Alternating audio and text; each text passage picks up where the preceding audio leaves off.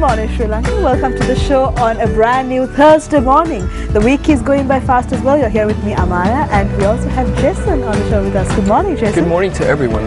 I feel like this week has been the best week possible because every single guest we've had has been really awesome.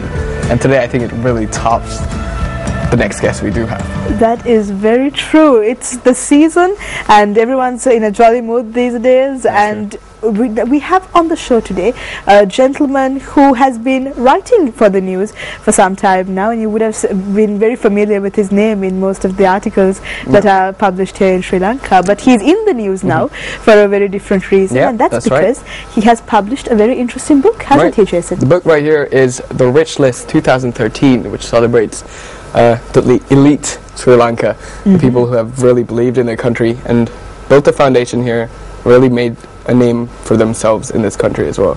And I think it would do justice if Maya really does introduce our next guest, the author of the book, because I understand you are a fan.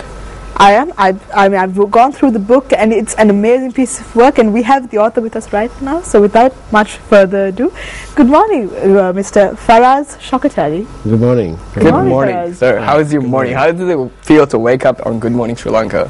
Absolutely super. That's right.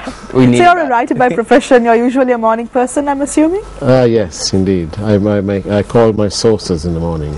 So your sources have to be up in the morning well, as they're well. all up, and that's the best time to catch them. They're a bit sleepy, so they let out a bit more than they would. The early bird catches the worm, right? That's it. All right, so let's talk about this book. This book just released, I believe, a couple of weeks ago in Sri Lanka. What inspired you to write about the rich, the Sri Lankans that have really made themselves big here? I've always been fascinated by wealth, and I live in England, and for many years I've been reading about the rich. We have a rich list in the UK, and when I came to Sri Lanka to start working here, I did that was about 11 years ago. I did say to a publisher, would you like let's do a rich list. He assured me that that wasn't a good idea. And seeing that the war was on and it was in full swing, I thought maybe he was right. But since 2005, when it appeared that the war was coming to an end and the economy started picking up and so on, and when the war did finish, I thought that it's time to celebrate. It's time to celebrate wealth, and because Sri Lanka is a very conservative society.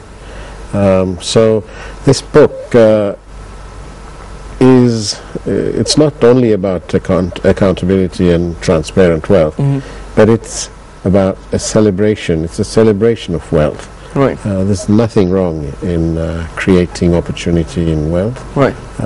So why not? Right, so on this book as well, I actually had I was fortunate enough to go through the book, just skim through it in the green room. There are so many people here, and people that you wouldn't even think would actually be open about their wealth. How did you manage to get all these people into one book like that? I think it's fair to say that some of them aren't very happy. Aren't they? Yes, I mean, but they don't have excuses that stand up, really. One told me that something called a tax man will come after him. I really don't know what this tax man is. Well, I'm sure no one knows who the tax man is. It's just a boogeyman these days. And another told me that there's a security risk. So clearly he's living in a time warp, because we've had peace now for about 4 years. And it's really been real peace. And peace has been the outstanding catalyst for the revival of this country's fortunes, and the people are happy. Peace has not just brought wealth, but it's rejuvenated the people. I think the last time that would have happened would have been at independence time, so 1948. So we need to celebrate this. These people, they go out there and they create wealth, they take risks, calculated, we hope, risks. But nevertheless, they've all these people. In the book, there's a section called the Super 15 Billionaires, Right. and another section called the Elite Billionaires. All of these people create wealth. They That create keep an economy running. Yeah, Yes. and they create opportunity. And I think the richest man is credited with influencing the employment of, say, 62,000 people all over the world.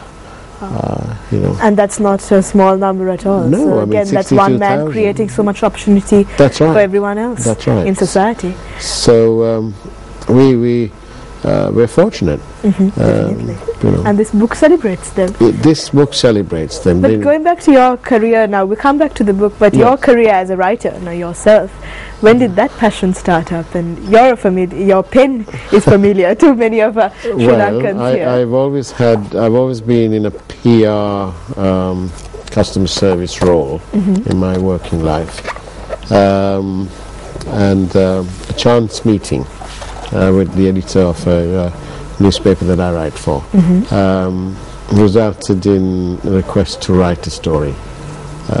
Just a one-off thing. Yes, it was a one-off thing. It was about a young girl who was in the mental hospital. Okay. Well, she shouldn't have been there. Yeah. And so we wrote about that. And so the editor liked it and asked me, she said, thank you, actually. And I said, well, if you really want to thank me, give me a page every weekend and I'll fill it in. And much to my surprise, she said yes. And so 4 years later, I'm still there, and I'm very grateful that they gave me the opportunity of a byline. And I enjoy doing what I do. But your specialty is investigative journalism. Yes, I enjoy the investigative side of things. Okay. I like to believe that it's also responsible investigative journalism. Yeah. And I'd like to say that the constitution of this country is, we have a written constitution, so Article 28D is my passion. Right. Article 28D For says, those of you who may not for know. all of you who don't know, says that it puts the onus on everybody in Sri Lanka to ensure that state public funds and assets are not played around with. Right. Okay. So you can't be prosecuted for that. But that's it isn't limited to Sri Lankans. It says everybody in Sri Lanka should ensure that public funds and so on is not wasted, and so it implies an accountability process. Right. And as we go along and make money and so on, and everyone's happy, it's nice to be accountable and transparent about it. Definitely. But now, is this the first book that you've sort of taken upon yourself to write up as a publication? Yes, it is. Oh wow. It is, yes. It was, going back to that, what you said a little bit earlier, I think what you said, there are a number of people in the book that who are known to me. Yeah. And being a journalist, it's not very easy, because sometimes when we are in private with our friends cap on, you hear things, and if you're responsible and if you're honourable, you don't write about those things, Right. because that's important to Definitely. but therefore it was a little bit it wasn't easy, it wasn't difficult, but I had to assure them that this book was not an expose on some hidden wealth. Every bit of detail in the book is much of it is publicly available information. We've actually compiled it all into a I book, see. and I see. so it's there. So, like you said again, it's just a celebration of the wealth that's It's been a accumulated in this celebration. country. And I mean, this happens in other countries as well. The Of UK course, does it, yes. the States do it. Yeah. I mean, Yeah. why not in Sri Lanka as well? Why Because not? we have so many great enterprising individuals who Yeah. deserve to be recognized for what they've built up themselves. That's right. The governor of the central bank, in his message to our book, makes a valid point. In a small way, this book denotes an acceptance or a message that Sri Lanka and Sri Lankan business has arrived in the big league. This is just one small thing. It's really everyone featured in the book should be proud that they are in the book and should treat it as a bit of an accolade. Right. So the first face that you see here, as soon as you open the book, yes, and you pretty much have summarized, I wouldn't say his entire story, but his journey towards his wealth. yes. Was this shared by himself, or did Mr. Pereira actually just, was this in public records, like you said, about his story? Every bit of the information about him is publicly available information. Right. And Mr. Pereira was contacted about a year ago, and I wrote about that in the newspaper. He didn't confirm, he didn't deny. In this book, we did ask him, Right.